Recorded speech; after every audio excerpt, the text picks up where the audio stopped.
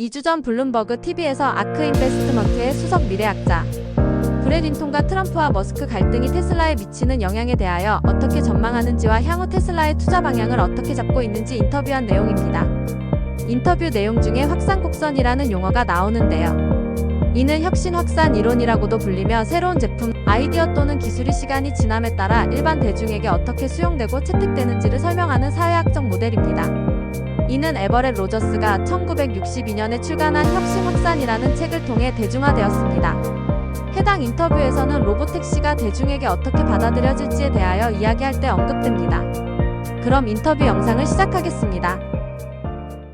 And I do want to talk about the investment process, or at least the research process, Brett. You guys over at Ark, you have this whole scoring system of how to evaluate companies from a bottom-up perspective, obviously looking at revenue and profitability. But you also take a closer look at the people, the management, the culture of the company, board governance, etc.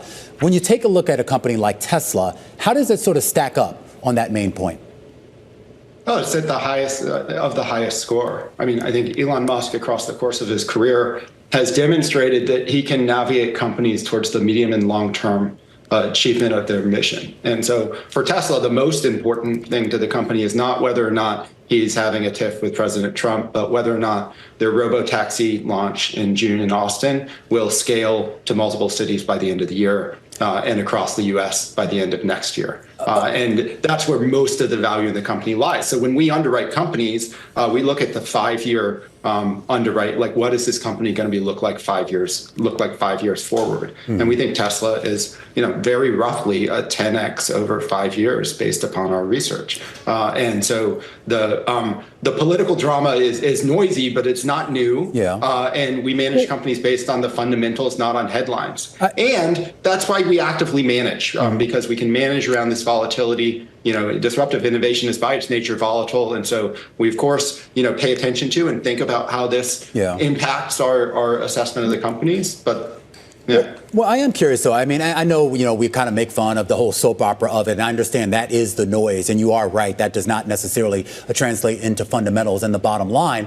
But when you start to hear the president or other officials in the White House talking about canceling contracts that whether it's Tesla or some of Elon Musk's other properties may have had involvement with, getting rid of EV mandates and other things that have been supportive of this company and its bottom line, I'm wondering when at all if you get a little bit nervous.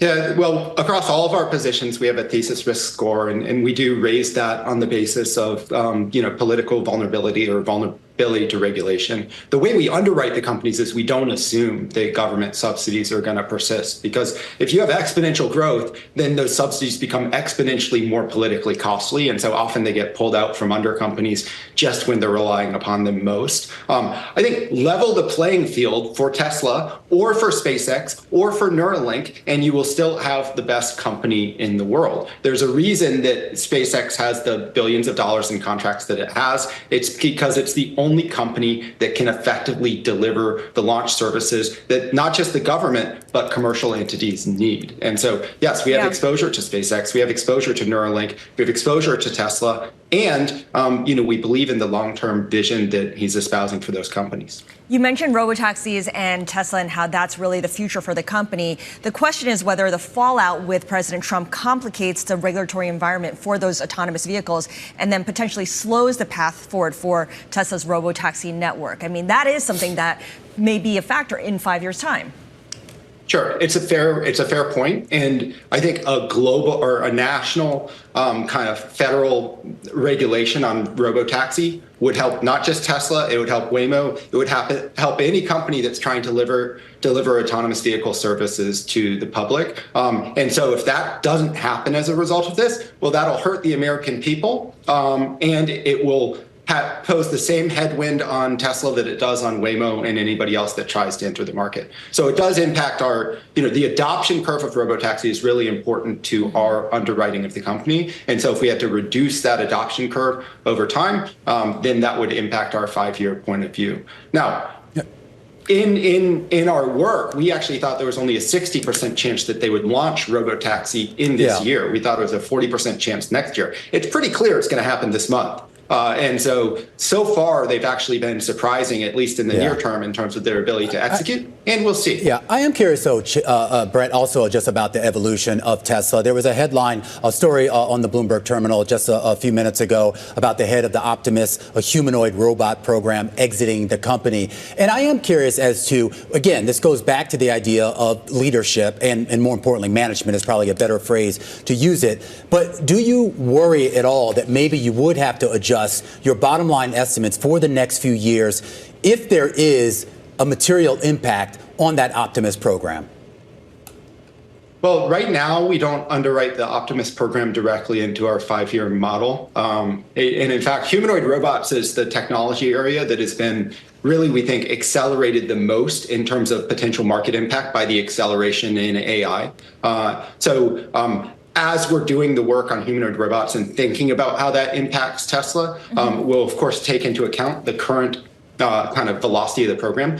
And just because somebody leaves, like Elon Musk is not an easy person to work for. I think we can all say that with some assurance. And it's because he drives people hard. He is not satisfied by, oh, we'll get this done 6 months from now. He wants it done within the next 24 hours. And that drives his team into a maniacal sense of urgency, which is what you need when you are trying to make a dent in the universe, when you're trying to really push something that's profoundly new into the economy. And so far, he's delivered. So I hear what you're saying on that, and that's what the Elon supporters have made their case on. I'm curious because Ark Venture Fund also has a stake in Elon Musk's AI startup xAI, which represents about 2% of the fund's holdings.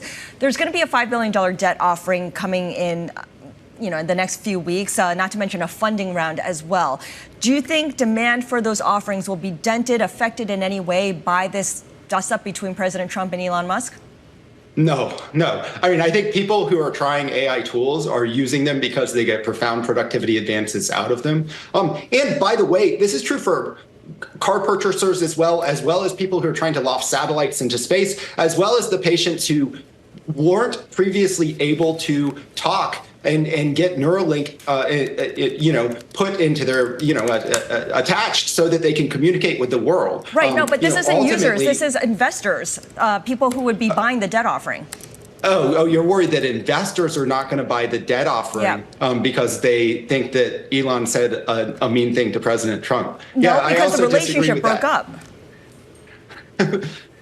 Well, I mean, I think every relationship is transactional in some way. And I think that both Trump and Elon probably have, slightly misaligned incentives, but both have kind of a strategic vision for what they're doing. But no, I'm not doubtful that xAI will be able to raise capital on the basis of this dust up.